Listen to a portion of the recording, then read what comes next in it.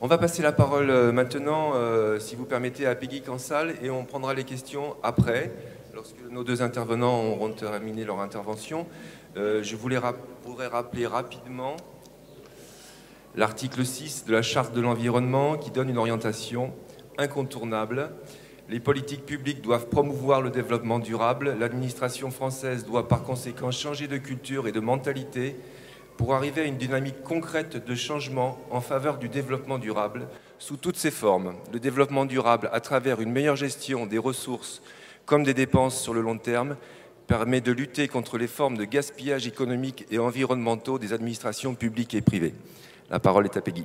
Oui, merci beaucoup. Belle transition. En tout cas, c'est pas trop le signal qui est donné aujourd'hui, malheureusement, au niveau de l'État français. Mais au niveau des collectivités locales, on va essayer de donner, en tout cas, une autre vision de ce qu'on peut faire sur les questions climat et énergie. Moi, je suis élue depuis 2010 au niveau de la région sur le nouveau plan climat-énergie. Donc pour introduire, en fait, c'est vrai qu'on ne peut pas scinder complètement les questions d'air, d'énergie et de climat.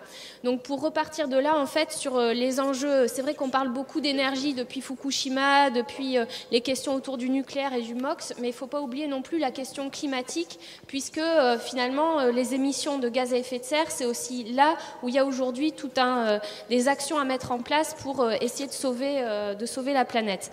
Surtout que suite à Durban, ce qu'on a constaté, c'est qu'au niveau des États, au niveau mondial, les États ne sont pas arrivés à un accord en fait, pour mettre en place un plan contraignant d'ici 2020 qui aurait pu permettre justement d'engager des choses au niveau planétaire. D'où une responsabilité d'autant plus forte au niveau des États et des collectivités pour essayer quand même d'améliorer les choses. Donc sur les questions climatiques, déjà pour faire un constat, la région Aquitaine est l'une des régions les plus vulnérables au niveau européen. Ce qu'on a constaté sur le siècle dernier, c'est qu'on est à des augmentations de température en moyenne de 1,1 degré, alors que la moyenne en Europe est de 0,8. Donc ça veut dire qu'on est plus touché que les autres. Alors pas pour dire qu'il faut agir seulement pour nous, mais déjà l'idée c'est d'essayer de comprendre pourquoi. Donc ce qu'on peut faire au niveau de la région par rapport peut-être à d'autres niveaux de collectivité, c'est essayer d'apporter de la connaissance là-dessus, des éléments d'aide à la décision et notamment ce que je voudrais citer, c'est l'initiative qu'on va mettre en place qui est la création d'un GIEC aquitain, donc qui est une mobilisation du monde de la recherche pour justement, normalement ils vont produire un rapport équivalent à celui du GIEC en décembre 2012, donc ils sont déjà bien avancés. Cette mission a été confiée à un climatologue membre du GIEC au niveau international, Hervé Le Treut, qui a bien accepté cette mission pour former un groupe de chercheurs. Donc il a constitué un groupe de 60 à 80 chercheurs qui se sont répartis en fait ce travail sur 10 chapitres et qui vont remettre leur copie donc en fin d'année, un rapport de 200 pages environ qui sera normalement compréhensible par tout le monde et qui doit faire un état des lieux en fait sur les impacts du changement climatique au niveau de notre région. Parce qu'en fait, au niveau du GIEC, ils expliquent que la modélisation sur le climat, ils arrivent à des très bons résultats à l'échelon planétaire, mais plus on zoome sur les territoires, plus les marges d'incertitude sont grandes. Et par exemple, pour le cas aquitain, on est incapable d'expliquer pourquoi on est à plus 1,1 degré. On sait qu'on a une vulnérabilité parce qu'on a le poids de la forêt, parce qu'on a peut-être le poids du secteur agricole, parce qu'on a le trait de côte, mais on n'est pas capable aujourd'hui d'expliquer pourquoi. Donc c'est un travail un peu pionnier qui va être fait. C'est la première fois qu'on va avoir autant de connaissances sur les impacts du changement climatique sur une région. Et d'ailleurs, le message que je voudrais faire passer, c'est que ce groupe de... Alors, ils disent qu'ils ont un grand intérêt justement à travailler de façon interdisciplinaire, qu'ils étaient tous sur des secteurs très très différents, qu'il y a une vraie utilité pour eux à travailler, à mettre en commun toutes ces connaissances. Et ils veulent que ce soit ouvert aussi vers les citoyens. Donc, il y aura une phase de relecture ouverte auprès de la société civile et des associations et des ONG, normalement cet été. en juin-juillet. Et donc au niveau de la région, l'enjeu qu'on va avoir justement, c'est que ce ne soit pas simplement un rapport qui cale une armoire, mais que ce soit un rapport qui soit approprié par les élus locaux, par les associations, par les citoyens, pour, une fois que ce sera publié, vraiment s'en servir pour éclairer l'action publique. Donc ça, c'était sur la partie climat. Sur la question énergie, c'est vrai qu'il y a aussi une focalisation donc, des attentes particulières. Donc là, ce que je voudrais dire, ce qu'on a essayé de faire, c'est travailler, on va dire, parallèlement à ce que nous imposait l'État. C'est-à-dire que l'État, dans le cadre de la loi Grenelle 2, a imposé aux régions donc, le fait d'élaborer des schémas régionaux climat, air, énergie. Donc ça, on s'inscrit aussi dans cet exercice. En région Aquitaine, on a joué le jeu, on a travaillé avec les services de l'État. Et d'ailleurs, aujourd'hui, ce schéma est en consultation donc, sur Internet srcae-aquitaine.fr. Maintenant, au niveau région, ce qu'on a vu, c'est, on va dire, une circulaire de la ministre qui est passée cet été, qui nous a recadré en disant gentiment que les régions devaient faire cet exercice, mais sans pouvoir s'interroger sur le soutien aux énergies renouvelables ou la question du nucléaire. Donc, quelque part, les questions cruciales, on les excluait. Donc, nous, les régions, on a réagi. On a d'ailleurs publié des choses à ce moment-là sur l'idée de décentralisation énergétique. On a dit que ça suffisait un peu, qu'aussi les régions étaient tout à fait aptes à réfléchir de façon autonome et à affirmer un soutien marqué aux énergies renouvelables. Donc c'est un peu ce qui s'est passé au niveau de la région Aquitaine, où on a voté une motion pour donner le ton et engager, réfléchir à la sortie du nucléaire en Aquitaine. C'est ce qu'on a voté à la majorité donc le 27 juin. Et donc, on a fait quelque part une démarche parallèle qu'on a conduite avec les acteurs économiques, industriels et de la recherche pour se dire on ne se bride pas, on veut faire le scénario énergétique le plus ambitieux possible. Donc voilà ce que je voulais vous dire en deux mots. Les données générales ont été présentées brillamment. Ce que je peux vous dire sur les questions d'énergie au niveau de l'Aquitaine, c'est qu'on est en termes donc, de consommation d'énergie primaire, on est un peu dans ce qui a été présenté tout à l'heure, c'est-à-dire le parc de bâtiments qui est ultra consommateur, on est pareil à 40%, le secteur des transports aussi. C'est après. Pour les questions de... voilà, donc la consommation, on voit comment elle est répartie. Sur les questions de production d'énergie renouvelable, on est un peu plus haut que la moyenne nationale. Tout à l'heure, tu as montré, au niveau national, on était à 9-10%. Au niveau aquitain, on est à 16% d'énergie renouvelable. C'est la diapo suivante. On est à 16% d'énergie renouvelable dans les consommations finales d'énergie. Parce qu'en fait, notre mix repose uniquement sur l'hydroélectricité et la biomasse, surtout le poids de la biomasse qui est énorme. Donc on part à 16. Nous, ce qu'on pense, vu le travail qu'on a fait de recherche de potentiel avec les acteurs, c'est on pense qu'au niveau de la région, on peut arriver à doubler la part d'énergie renouvelable d'ici 2020. Si on raisonne juste en gisement, c'est-à-dire pour vous dire les atouts de l'Aquitaine, c'est que sur le bois énergie, on peut encore augmenter. Bon, sur l'hydroélectricité, on est déjà très haut, mais ce qu'on voudrait faire, c'est augmenter sur la partie solaire. On peut encore développer le solaire photovoltaïque, solaire thermique. On est quand même là une région avec beaucoup d'atouts où les industriels on a de gros industriels qui sont producteurs de panneaux. Il y en a à Pontonx, il y a Solar Réseau, il y a Fontroche dans le Lot-et-Garonne, il y a Exosun à Martillac qui produit des trackers solaires, des suiveurs solaires en fait en termes de technologie.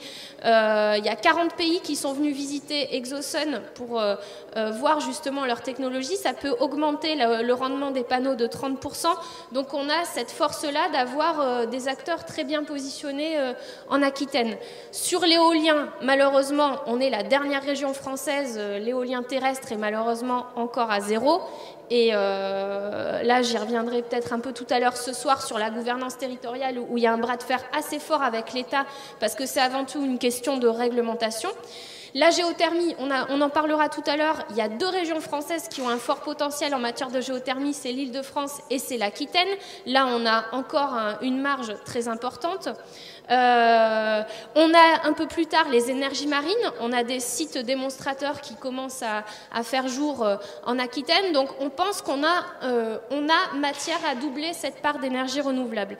Si on focalise par exemple sur le secteur solaire, donc, puisque j'étais il y a quelques temps aux États généraux du solaire pour écouter la parole des professionnels, on sait que le moratoire a mis un coup d'arrêt extrêmement fort à la filière. Donc l'enjeu en 2012, c'est déjà donner les moyens aux entreprises de continuer à investir, à survivre.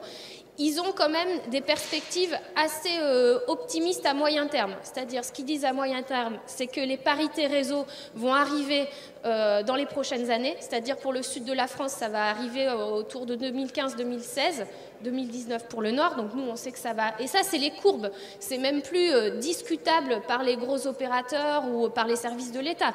On sait que ça va arriver, c'est une donnée. C'est-à-dire que le solaire va être une énergie compétitive d'ici 2 ans. Deuxième constat, les obligations réglementaires. Sur les bâtiments, on sait que d'ici 2018-2020, on va construire des bâtiments à énergie positive, c'est-à-dire que ça va être intégré dans la construction. Et donc, il y a aussi pour l'Aquitaine, c'est ce que je disais tout à l'heure à Olivier, on va essayer justement de se positionner sur les bâtiments à énergie positive, parce que là, il y a justement, avec tous les acteurs industriels qu'on a, il y a vraiment quelque chose d'intéressant à monter. Donc, ils ne sont pas très inquiets sur les perspectives à moyen terme, et d'ailleurs, toutes les courbes qui montrent au niveau mondial montrent que partout, dans tous les pays du monde, les pays investissent massivement sur que ce soit l'éolien ou le solaire. Il n'y a qu'en France où on voit une résistance qui tient au point de notre histoire. On en reviendra peut-être ce soir. Par contre, ce qu'ils disent, c'est l'enjeu, c'est survivre en 2012 avec le cadre imposé par l'État, le moratoire, plus le système d'appel d'offres aujourd'hui qui ne permet qu'aux gros opérateurs de se positionner. Donc en gros, EDF-EN et EDF-EN, donc c'est très varié.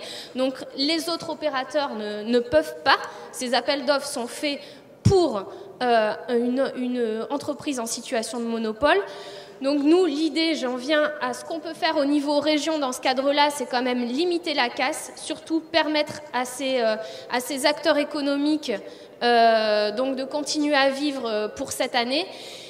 Et donc, je vous ai parlé des objectifs chiffrés en termes de production d'énergie. L'idée, c'était aussi au niveau de la région d'y donner des moyens financiers à cette transition énergétique. Donc c'est aussi ce que je voulais vous dire, c'est pas simplement affirmer, c'est déjà bien de dire, de pouvoir affirmer une vision pro-énergie renouvelable, parce que quand on voit le contexte au niveau de l'État, il faut aussi donner une autre impulsion au niveau région. Aussi, en termes de vision, on a donc ce plan-là, ça n'a pas été juste de dire on double la part des énergies renouvelables, c'est aussi revenir à la même démarche que tout à l'heure. On y associe en préalable une politique de sobriété énergétique, donc où on va aller chercher les gisements de négawatts, et une politique d'efficacité énergétique. Donc c'est ça un peu la démarche négawatt, c'est sobriété, efficacité et développement des renouvelables, les trois en même temps. Et en termes financiers, c'est là aussi, c'est donner les moyens, les outils financiers de cette transition. Donc ce qu'on a voté au mois de décembre, c'est un fonds de soutien pour cette politique qui est doté donc, de 700 millions d'euros. 700 millions d'euros qu'on a été chercher en partie avec des fonds de la Banque européenne d'investissement et pour autre part avec des banques régionales. Donc c'est ce qu'on est en train de constituer pour justement, ça c'est la toute dernière diapo, permettre aux entreprises situées sur l'efficacité énergétique et les énergies renouvelables de se développer. Voilà, alors j'ai préféré vous montrer une diapo en 2 mots. C'est un système financier qui associe des prêts bonifiés pour les entreprises qui ont besoin d'investir dans ce secteur, des garanties, ça on le faisait déjà pour le secteur économique classique, mais là ce sera vraiment fléché dans ce domaine-là. Et également des renforcements de fonds propres, donc là c'est un fonds de fonds. Voilà, je ne vais pas vous abreuver de connaissances là-dessus. Ce qu'il faut retenir quand même, donc c'est que la Banque européenne d'investissement aujourd'hui va venir en Aquitaine pour valider les projets qu'on a déjà identifiés. Il y a quantité d'acteurs que vous connaissez peut-être qui justement sont bloqués aujourd'hui par le cadre national pour se développer. Donc l'idée c'est quand même de mettre en place des outils de soutien à la filière en région. Voilà, je vous remercie.